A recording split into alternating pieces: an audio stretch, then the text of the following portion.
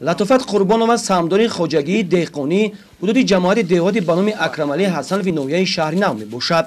او همسالات در زمین به اجاره گرفته‌اش پمیدور و بودرینگ، پیاز و کارتوشکا و دیگر نمود سبزیجات‌های نیازی مردم را کش نمودن وارد بازارهای منطقه و پایتخت کشور می‌گرداند. امسال در یک هکتار زمین کارتوشکا کش نمودن عین حال به جمع‌آوری آن شروع نموده است. زمین خوجگی دهقانی 1 هکتار 12 سوتق گرفتیم. از همین زمین من کارتوشکا کوریدم.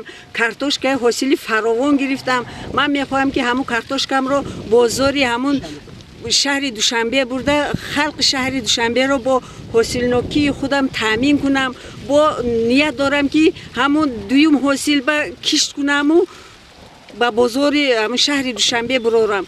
دل نیت خودم بر این کارتوشکا گرفتم که حاصل نوکی بسیار خوب دادن. همین خیلی من فکر کردم که 300 زیاد سنتنری من حاصل گرفتم.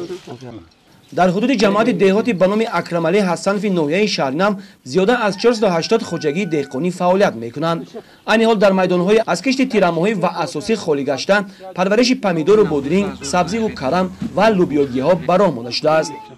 250 هکتار دورنما ایدی کشت تکراری به ما داده شده است. ما باید کشت کنیم. این حال ما در میدان 68 هکتار کشتی تکراری را گذراندیم، حالا دوام دارد. چین همین کشتی تکراری از حساب زمین‌هایی که پیاز غون داشتیم، پیاز را در زمین‌های آبی که گندم کش کردگی شدگی بود و یا را گرفتیم.